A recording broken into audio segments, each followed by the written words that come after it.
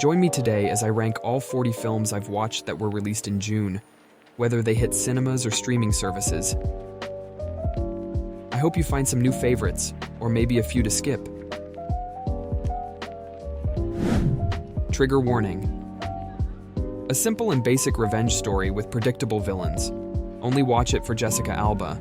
Unfortunately, she isn't convincing as a badass character. Bass Impact. A history of dubstep. After watching it, I've realized that this music genre isn't really my thing.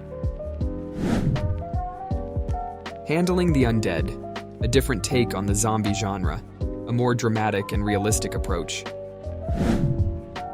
Drawing Closer.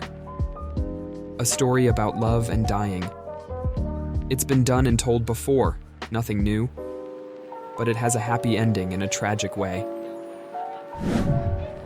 Horizon, an American saga. This feels like a whole build-up for the upcoming sequels. It was 10 minutes worth of action and more than 2 hours of talk. A Family Affair. It's a light comedy drama that proves Nicole Kidman is still hot even though she's almost 60 years old. Fun at some points, but it ends in a very Hollywood style. Trim Season. Imagine Suspiria, plus Cabin in the Woods, set on a weed farm with a group of non-binary characters. It has an intriguing intro and premise that hook you from the start, but it's too bad it didn't capitalize on it in the end. Mysteries of the Terracotta Warriors, documentary. It dives into archaeological artifacts and their history with reenactment scenes, but it kinda leaves you hanging with that mysterious statue that still doesn't have a name. I Used to Be Funny, a stand-up comedian dealing with PTSD, and the story jumps around a lot, making you wonder each scene of what triggered it until they show it at the end. Under Paris. A decent shark thriller with an underlying ecological message, but combined with cliché type of characters in the genre. Bratz. I thought this would be a thorough documentary about all the artists affected, but instead, it's just him making phone calls and only getting through to a few with some refusing to. It felt rushed and incomplete. Lumberjack Monster. A psychopath versus a serial killer who is inspired by a children's book named Lumberjack. Not the best Takashi Miike film to start with, there's a lot better on his profile. Am I Okay? It's a coming-out movie for adults. It starts off as a midlife crisis story, but then turns into something more about self-acceptance and embracing friendship. Am I okay?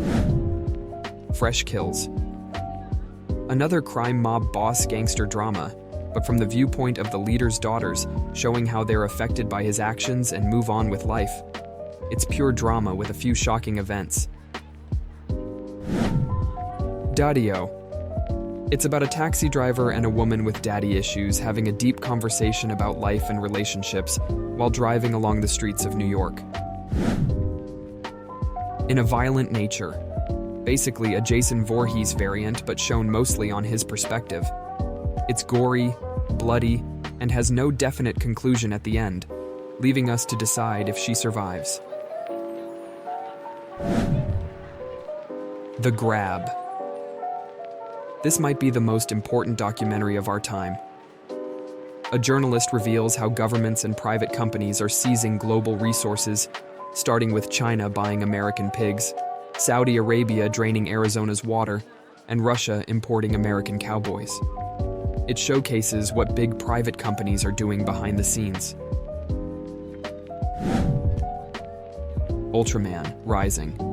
It's got that How to Train Your Dragon vibe with great chemistry between characters. The animation is amazing, and it's cute, funny, and nostalgic if you grew up watching this franchise. Protocol 7. If you're a parent, you have to see this. It's about a whistleblower exposing the truth about a mumps vaccine that might cause autism and regression in kids, and it even mentions rabbit blood being used. Troll Factory. A reporter is trying to expose how a well-known organization is using trolls to manipulate public opinion. The story can be a bit confusing if you don't pay close attention because it blends lies and truth, but it all leads to a shocking plot twist at the end. Black Barbie. This documentary provides another solid angle on the race equality argument, which is how the first Black Barbie toy can inspire young ones to be proud of themselves. Late Bloomers. A coming-of-age drama for adults. It's about a woman dealing with heartbreak and past trauma who bonds with a cranky old Polish woman. They make a great duo, helping each other move forward with their own struggles and traumas. Federer, 12 Final Days. The whole documentary felt like a funeral for him, with everyone, including fans worldwide, getting emotional and teary-eyed. A Quiet Place. Day 1. This movie focuses more on tension than the story. The visuals and acting are superb, especially Lupita's eyes, which speak louder than words. TikTok Star Murders. This documentary is very well made and dives into the rise and fall of a TikTok star, showing the psychological effects on him. It even includes a disturbing audio clip of the actual murder. Biker Riders. This is the coolest film of the month. The set, clothing, angst, and ambiance of the 1950s gang. It's so cool that Austin Butler doesn't need to talk. He just sits there on his motorcycle, smoking a cigarette, and effortlessly gets the girl. Accidental Twins. A documentary where a set of twins were accidentally swapped at birth. It's a fascinating take on the whole nature versus nurture debate. We've seen stories about twins separated at birth and even experiments with triplets, but this one is about two twins who grew up in each other's pair. Tell Them You Love Me. This documentary is about the serious issue of sexual abuse of people with disabilities, and one of the convicted is a well-respected female professor who argues that disabled people can express themselves using facilitated communication. The film does a great job showing both sides of the story. There are cases that support the idea, and others that don't. In the end, it leaves it up to you to decide what you believe. Thelma. If Bike Riders was the coolest, this one is definitely the cutest, and it also has a motorcycle in it. It had me laughing at the simplest jokes. It's a really fun watch, even though it touches on the serious issue of getting old. I Am Celine Dion. It's an honest documentary that tells the story of Celine Dion's life and career, all the way up to her tough battle with chronic illness. It's really raw and shows her in the most vulnerable moments while she's struggling.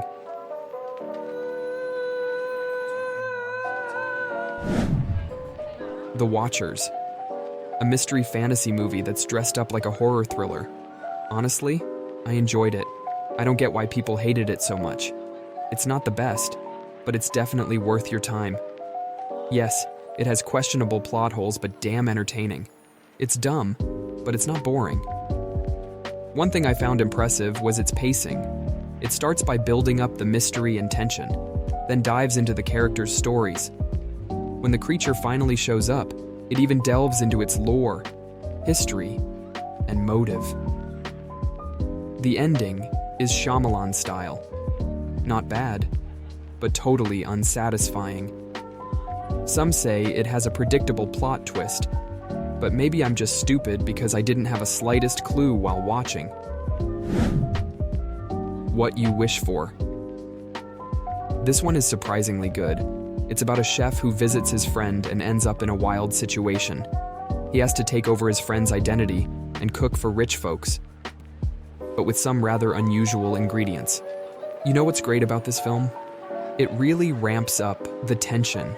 Like, it's a total thriller that keeps you glued to your seat. The story itself is pretty simple, and sometimes the script gets a bit dumb, like when this Japanese guy argues that adultery actually strengthens relationships. Bad Boys 4. A decent sequel for the franchise. The editing, transitions, and effects go wild in this movie. They're getting inventive with the fight scenes. Like the POV shootout scene at the end, that's fire. Also, the prison fight was cool, but the MVP of the movie goes to Reggie, my favorite character in the series. Finally, they give him a proper highlight with a John Wick-style one-man army scene. Kind of Kindness. It's so weird, creative, and totally unique. It's split into 3 different stories played by the same actors. Control and command are the main themes of the movie. Much like the title, kindness refers to different forms of manipulation. I especially like the second story, where a dog morphs into a human but still follows orders, showing that no matter how you change or imitate, a dog is always a dog. I'm glad Yorgos went back to his absurd comedy roots with this one. I thought he was going more mainstream with his last couple of films. By the way, The Lobster is still my favorite of all his movies. How to Rob a Bank. This is my top documentary pick for June.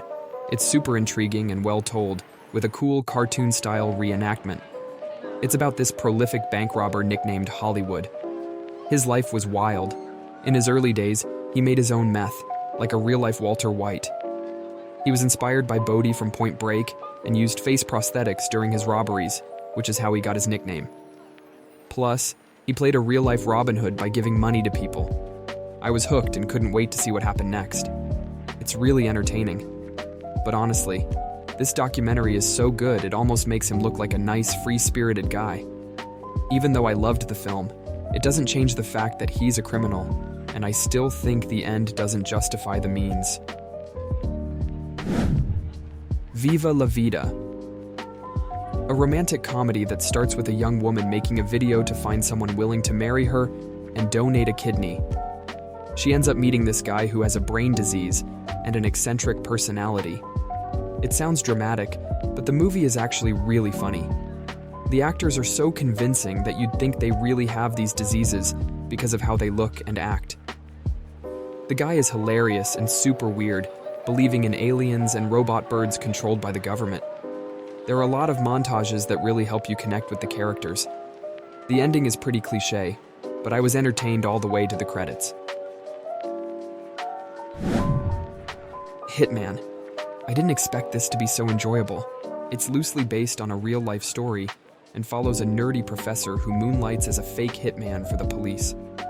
The main actor really shows off his acting skills, transforming into each persona in a way that's super entertaining and refreshing. Plus, the chemistry between him and the woman is off the charts. It's hot as hell. The Great Lillian Hall. This movie is single-handedly carried by the performances of the actors, especially the main character. The plot is simple and has been done multiple times. It follows an aging Broadway actress preparing for her next big role while battling early symptoms of dementia and struggling with what's real and what's an illusion. Her portrayal is my favorite female acting performance of the year so far. And it's not just her. The other actors are great too, like her kid at the hospital during her breakdown. I am your daughter. Why didn't you tell? It's one of the most genuine emotional scenes in the film. Ghostlight. Just like Lillian Hall, it's also set in a theater, features aging actors, and has great performances. But what makes it stand out is its story. A construction worker gets invited to play a role in Romeo and Juliet at a local theater that operates for free. Throughout the film, he keeps judging Romeo's actions and even asks to change the story's ending. Later, we learn about his past and family issues, including his daughter with anger management problems. Realizing that part of his life is similar to the tragedy of Romeo explains why he acts that way. It's a great drama with a mix of comedy and a heartwarming ending that wraps everything up nicely. And of course, the perfect movie to watch for the month of June is Inside Out 2. It never fails to meet my expectations. It is very funny, and the pacing is on point. Almost every minute there's a joke or a comical moment that makes you burst out laughing. They add a lot of new characters, and their distinct personalities make it even more hilarious.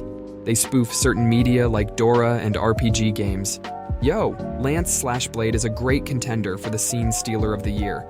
What's even better is that it is relatable. The way Riley thinks and acts is almost the same way I was when I hit puberty. Those anxious thoughts in her head were spot on, especially when she compares her way of walking to her peers. I did that too. Overall, I am just grateful that at last, Pixar has still got it after all those mediocre movies they released in the past few years.